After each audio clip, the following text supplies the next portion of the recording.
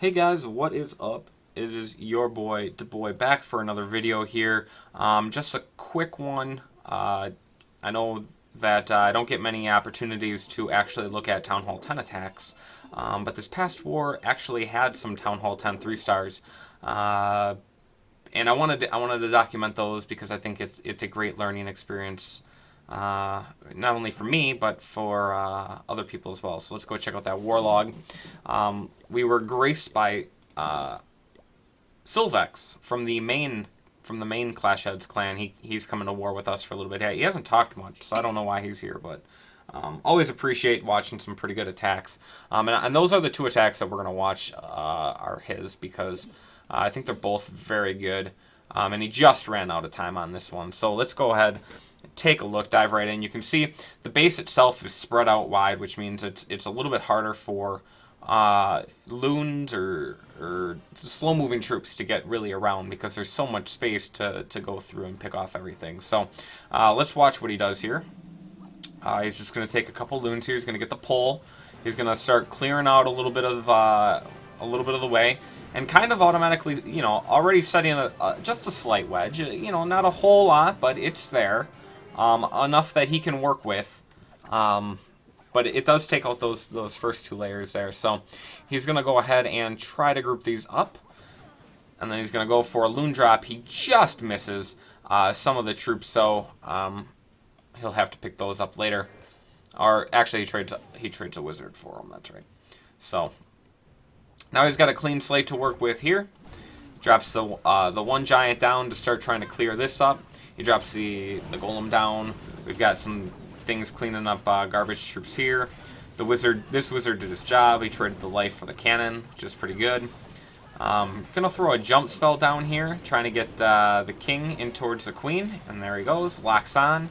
Level 40 king versus a level 5 queen. She ain't gonna last. Queen over here not doing a whole much, but you can see now that he's got the queen out. He's got some forces coming here towards the middle. He got one of the anti-air towers, and the other one's right here. He's got his queen still alive. She's poking away at stuff. But at this point, he's cut out enough on this base, so, not so much wedging it, but what he did this time is he really kind of centered the base. He created the funnel. The funnel is another technique that we can use, and some bases will call it for a funnel, some will call it for more of a wedge. But at this point, he knows which way his loons are going to go. That section's going to go there. These ones are going to come here. These ones are going to come here, and then move towards the center. These ones are going to come here, and then move towards the center. These ones are going to come there, and then move towards. So they all have their paths towards that center. Instead of you don't know which way they're going to go. By taking out a couple of buildings, now he knows which way they're going to go, and he can plan for that. So we're gonna jump right back in. We're gonna see what he does. He's got the tanks down to soak up the damage. He's got loons coming from every which way, trying again to keep things going towards that center there. And once they drop, he's gonna drop some rage spells to get them going towards that center. Now this is bad base design. Picks up both of the Infernos with one free spell, which is really good for him. He's going to drop the second one here because I think he thought that this one was going to die, but it took a little bit longer to get to it. Either way, it is pretty much all the way through this base now. He's got one more tank, I think, in there. Yeah, he's got one more of the hounds. It's not going to burst on for him. And at this point, you can see big base. He could have saved a couple seconds. He was a little slow on some of the drops, but really the big base is kind of what did him in here. Is just all these loons taking their sweet ass time getting around the base, flying around, and that just kind of fell flat there. But overall, it was a good attack. He had the plan. He was going to funnel everything towards the middle and just kind of sweep right across the base, instead of going full wedge and then clockworking it around. But it was a good attack, and each little stage did something important for his overall goal. So it was a nice attack and just 3% short. This is his other attack. This base looking a little bit nicer. The anti-airs are a little bit less level, but I think the Infernos, the Expos and stuff are a little higher level. So horse apiece, I think. Queen is also 6 levels higher, which isn't a whole lot, but still enough. But again, you know, you want to get in here. You want to try to get through this middle as quick as possible, because that's Death Valley. And just going to blow that up. So he's going to drop 1, get that CC pull. Gets that full pull with just 1. It's all calculated. He's going to pull him down. He's going to group him up.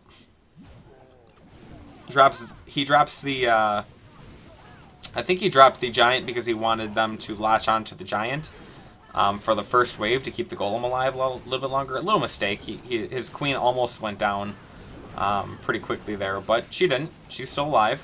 And at this point, we've got that little mini attack that he's got going right now, and it's kind of creating that wedge. He's got the Queen down. He's going to get the anti-air. He's creating the wedge.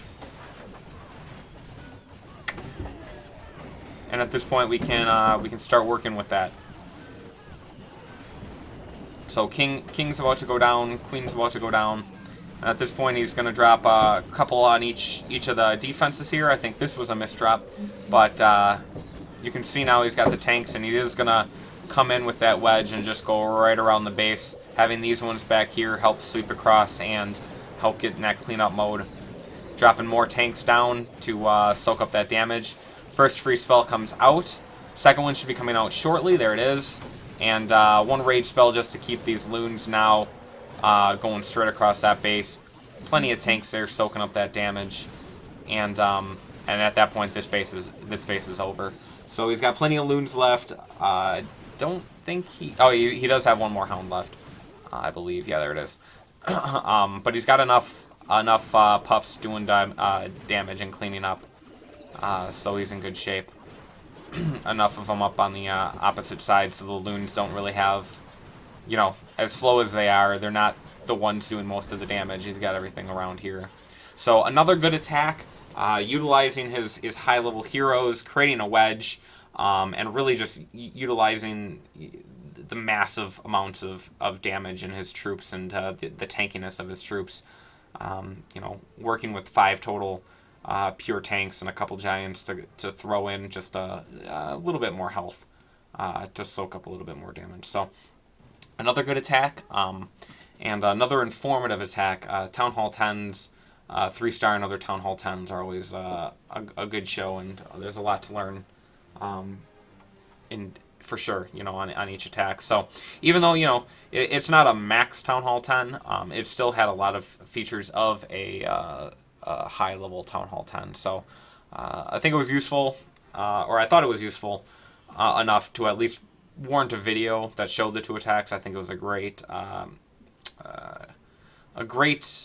pair of attacks from Silvex, and I think they're very useful to see. I think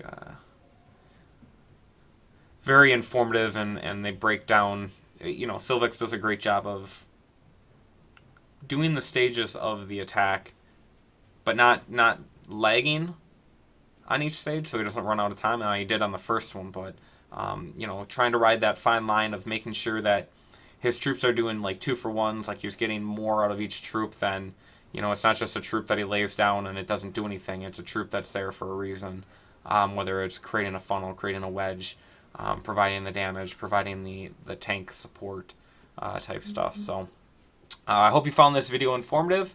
Hopefully we will see in the next war a couple more Town Hall 10 attacks. Silvex is joining us again. Gulferhone doesn't do a whole lot of Town Hall 10 attacking, but excited to see what Silvex can do on some of these Town Hall 10s. Again, not maxed, but still a nuisance. Big base, lots of stuff that can happen, and it'll be interesting to see kind of how he, you know, breaks this base apart and breaks it down and then puts up the star. So if there are some good Town Hall 10 attacks, you can see another video hopefully after this war. Alright guys, thanks for tuning in. I'll catch you later.